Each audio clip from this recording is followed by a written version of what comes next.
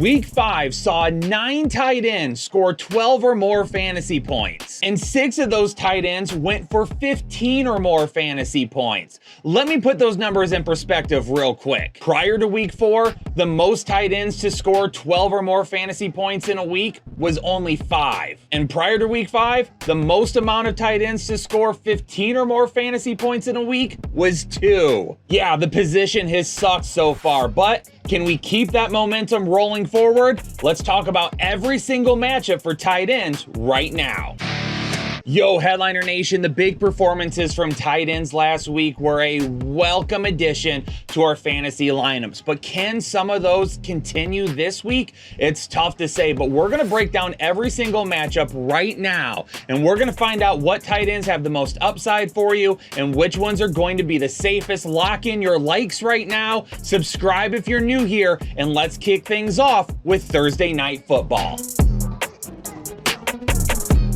Let's be honest, it doesn't matter that Travis Kelce is playing against the worst defense this season and one of the worst defenses that we've seen over the last 10 NFL seasons. He could be playing against the best defense and he's still going to be a lock in our lineup. The greatest thing about Travis Kelce this week is that we just know that the upside is so big, he could single-handedly win us our week. Let's keep our fingers crossed that that comes to fruition going up against Denver. In fact, when you take a look at pick'ems right now over on Underdog, Travis Kelce over 0.5 touchdowns seems like an absolute lock to me. We're going to make things super easy with our Underdog pick'em to play here in this tight end episode because I'm taking over 0.5 touchdowns for Travis Kelce. This is a great matchup for him, and him finding the end zone seems like an absolute lock. I am betting money on that one to hit. Keep your fingers crossed that it ends up happening. But if you want to play that pick'em or any other ones that we do here on the channel, head on over to Underdog and make sure that you create a new account and make a first-time deposit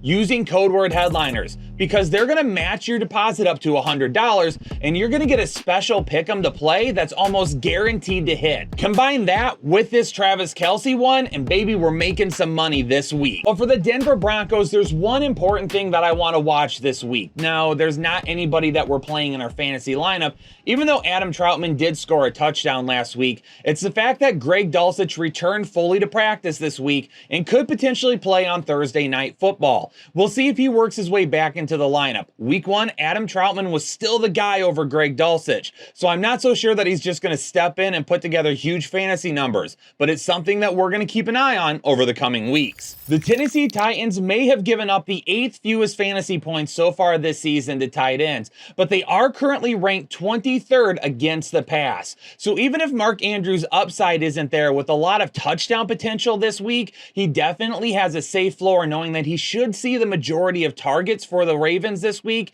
and he could still put together a decent amount of receiving yards. The Ravens defense has been stellar this week. They are top 10 in almost every defensive category, and they've allowed the 2nd fewest fantasy points to tight ends this season. And even with Treylon Burks being banged up and out last week, Chiggy Oko really didn't do a whole lot. So now, given such a tough matchup, it's hard to anticipate that he does anything in week 6. Logan Thomas is coming off a great Thursday night performance last week, and now he gets the Atlanta Falcons, who have allowed the 2nd most fantasy points to the tight end position. In my waiver wire video, I kind of alluded to the fact that Sam Howell got a little bit more risky with his passes in weeks 3 and 4. He was taking some more risks, and unfortunately it turned into a few interceptions. Last week it felt like he kind of stepped back a little bit and was taking what was coming to him with Logan Thomas and Curtis Samuel. I wouldn't be surprised if that continues this week, going up against an Atlanta secondary that can be very tough against wide receivers, but clearly allow a lot of points to the tight end position. Now, Washington has allowed the 6th fewest fantasy points to the tight end position, but their secondary has gotten beat up in the passing game quite a bit lately. But what does that mean for Kyle Pitts and Jonnu Smith? Kyle Pitts finally had a decent performance last week, but that's 1 decent performance and 4 crappy performances this season. It's really hard for me to buy into him this week and expect that to continue moving forward. We'll keep an eye on it. And obviously, if you own Kyle Pitts and you don't have any other options, we probably try and go back to him. But this week, he's still going to be a low-end tight end win for me, because even with the decent amount of yards last week, he's still not scoring touchdowns, and that's what we need for him to reach his ceiling. It's crazy to think that based on the numbers on the screen, Jonnu Smith is the safer option than Kyle Pitts right now. He's even out targeting Kyle Pitts. It just feels like Desmond Ridder trusts him more right now. And there's been a lot of talk about whether or not Kyle Pitts is even fully healthy, because when you watch the tape of him, he just doesn't look like the explosive athlete that we saw in college. We'll continue to monitor that, but really Jonnu Smith is a guy right now that I feel like has a really decent floor every single week.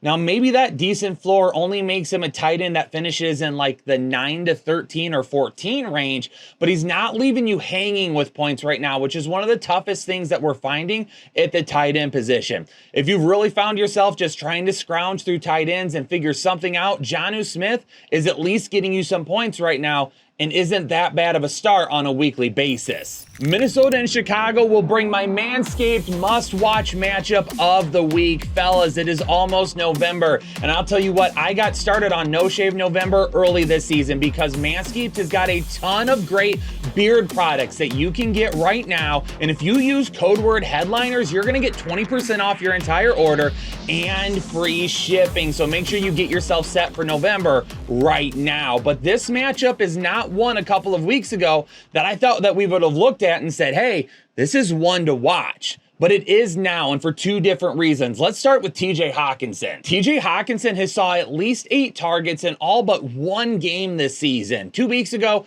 he only saw 3 targets. And from watching some of the Vikings film, it does feel like there's a little bit of a disconnect between TJ Hockenson and Kirk Cousins right now. Whether it's a couple of drops or some overthrown passes, they just haven't felt in sync the last couple of weeks. But they're gonna need to get that figured out right now, because with no Justin Jefferson for at least the next 4 weeks and potentially longer, TJ Hockenson should get right back to seeing 8 or more targets. In fact, it would not surprise me if we saw double-digit targets for him in this matchup this week. Again, the last couple of weeks have not been a great performance, and he hasn't been inside the top 12 tight ends for the last 2 weeks. But you're still going to deploy him with confidence this week and just hope that the increased target share gets him back over the hump of top 12 tight ends. Cole Kmet has been on absolute fire the last 2 weeks, but we saw this in 2022 as well, right? He had like 2 or 3 really good weeks that made his entire season, and then he disappeared the rest of the time. We can't have that this year. Him and Justin Fields have to stay connected.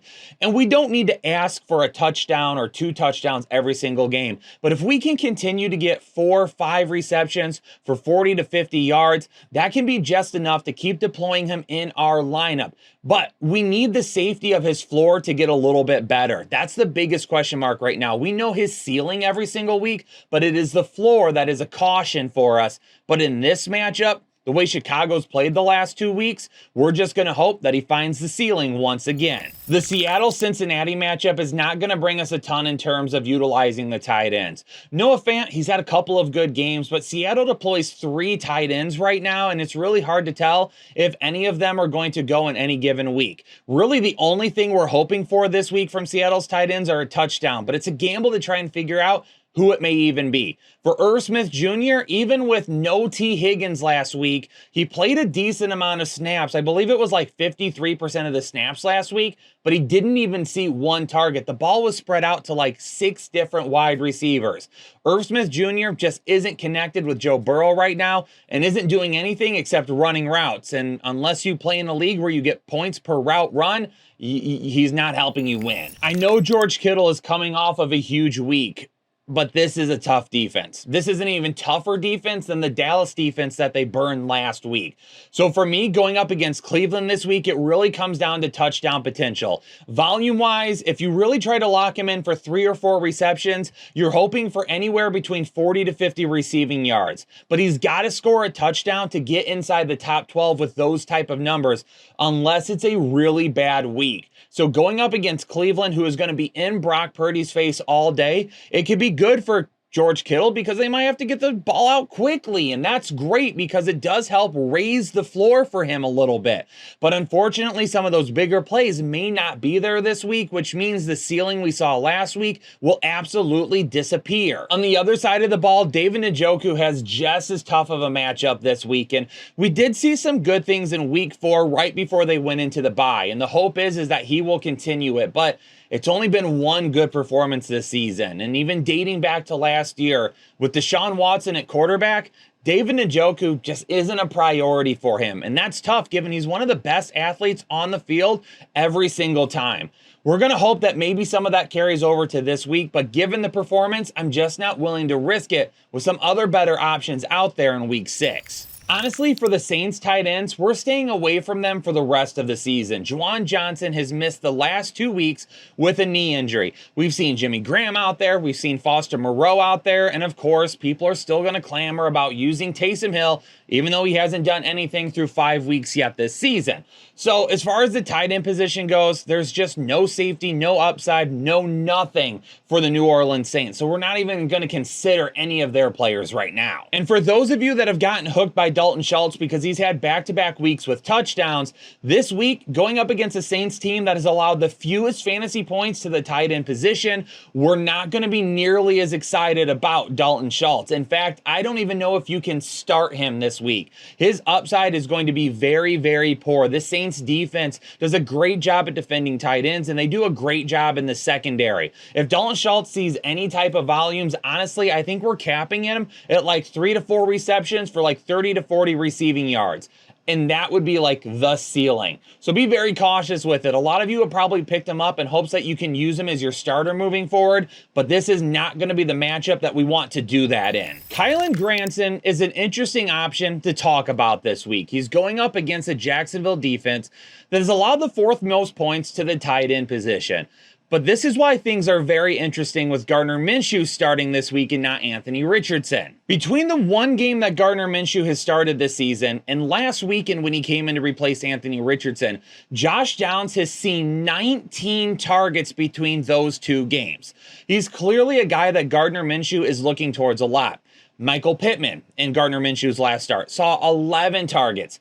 Kylen Granson saw 5 for 9 receiving yards. They still have Mo Cox, Mo Problems, Mo Alley Cox out there, and Alec Ogletree as well. And they rotate those guys on a continuous basis. I want to say start Kylen Granson this week. Even though they're deploying 3 tight ends, he's still the guy. He's still the main tight end that's seeing the most snaps. But given the fact that we know that Downs is going to see a lot of targets, Michael Pittman should see a decent amount of targets as well, and the fact that they're still going to try and run the football. Even though Jacksonville is a good run-stopping defense, they're still going to run the football. I just don't love it. I don't love the risk factor that is baked into trying to start Kylen Granson. The dude could go for 8 targets, 5 receptions, 40 receiving yards, and a touchdown. He could also have a stat line very similar to last time where he caught 3 of 5 targets for 9 receiving yards. So even though maybe like in a DFS format where you're playing a tournament and you're looking for guys with low exposure, Kylen Granson is a guy that I would toss in there and see what happens. But as far as your fantasy league, I just think there's way too much risk associated with this week. Week 5 was the first week that Evan Engram did not finish inside the top 12 tight ends. But I think he's going to get back on board this week going up against Indianapolis. Indianapolis's defense is kind of up and down, a little Jekyll and Hyde. There'll be one play where they look super dominant, and then they'll get beat by a big play next. The one thing we know that's going to happen with Evan Engram, he's going to see a decent amount of looks. He's going to see a decent amount of targets. And the last time Jacksonville played Indianapolis, the first half was all about Calvin Ridley. Is Indianapolis going to buckle down on Calvin Ridley a little bit more? If they do, that's great for Christian Kirk and Evan Engram. But if they don't buckle down on Calvin Ridley like they did in the second half, then Christian Kirk and Calvin Ridley will probably get the majority of the looks this week, and Evan Engram will have that kind of decent floor with no ceiling. It would be really nice to see Evan Engram ceiling one time this season, but you really can't complain about what he's done so far. After a down performance last week against Detroit, Hayden Hurst can get right back on it this week in a pretty decent matchup going up against Miami. And the best thing about Hayden Hurst this week is the fact that Miami could put it up on Carolina and they're going to have to throw the ball a lot. But that also happened last week, and Hayden Hurst didn't see that many targets. Now, Detroit is better against defending than what Miami has been so far, and maybe we see that continue into this week. But Hayden Hurst really should be a guy that we hope that Bryce Young looks to a little bit more this week. He brings risk for me. So if you're trying to start him this week, just know that his floor is really, really low. But if it is the lead that we think Miami can put on Carolina, then Hayden Hurst could have a decent ceiling. And on the flip side for Durham Smythe, there's not really a whole lot to see here. If you want to try and start him, you're just digging your own grave for this week. For the New England-Las Vegas matchup, there's only one guy to talk about, and it's Hunter Henry. Now, we saw a really good performance in weeks 1 and 2. He was the tight end 1 after week 2, but then it's kind of been a downward trend since then. And last couple of weeks haven't really been Hunter Henry's fault. I think it's more in terms of the game plan and just the shuffling at the quarterback position and Mac Jones just sucking the last couple of weeks that has really hurt Hunter Henry. But Las Vegas's defense is a really good opportunity for New England to get their offense back on track. And I feel like Bill O'Brien and Bill Belichick are just going to go back to the drawing board and just try to do things that worked early in the season when their offense looked a lot better. And Hunter Henry would be a big part of that game plan. Now, there's a lot of you that probably aren't going to want to start him this week, but I'm not benching him as of yet. He's still going to be inside my top 12, and even though his ceiling might not be what we saw the first couple of weeks, I definitely think he has a good enough floor to get through this week without losing it for us. I will be honest and I will admit that I missed on Sam Laporta to begin the season. And Sam Laporta was a guy that I liked. I'm a Lions fan. I love Sam Laporta coming out. He was definitely the type of tight end that you look at and you compare to like a George Kittle, a Travis Kelce, a guy that does so many different things in his routes and after he catches the ball. But rookie tight ends never do anything. And Sam Laporta is currently the tight end 1 on the season. Absolutely crazy to see. So for those of you that took Sam Laporta, congratulations to you on being right.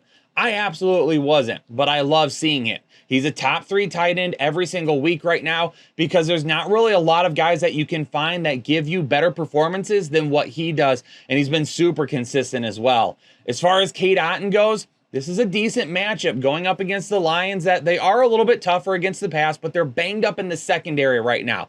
The biggest question is going to be, will Brian Branch get back this week? If he doesn't, then Cade Otton could be looked at, but there's so much risk associated with the fact that he hasn't done anything this year, and the Lions defense is still pretty darn good, that I don't know if I could risk trying to roll him out there this week. Was the volume there last week for Zach Ertz? No, it wasn't, but he still scored a touchdown to bail us out, which is good. But this is a guy that for the majority of the season has still seen some really nice target share. Now, it hasn't turned into the type of fantasy numbers that we would love to see to start him every single week, but he's getting a pretty decent matchup going up against LA that allows quite a bit of points to the tight end position. So once again, I think we find ourselves in an area where as long as you don't overvalue Zach Ertz, you won't be upset with his performance, because when you look at Zach Ertz, the targets are there, but the fantasy output really puts him kind of at that low-end tight end 1, high-end tight end 2 type of area. He doesn't have a ton of upside on a weekly basis. But again, the target share is safe. We put him in our lineup, and we hope that with the target share, he scores in enough points that he just doesn't ruin our week for us. But this matchup is good, so I'm going to put him inside my top 12 again this week, even though it will be on the lower side. And as far as Tyler Higbee goes, the Cardinals are actually really pretty good against tight ends this season. So far this season, the Arizona Cardinals have kept guys like Darren Waller, Logan Thomas, Jake Ferguson, George Kittle in check and have not allowed a whole lot of fantasy points to them.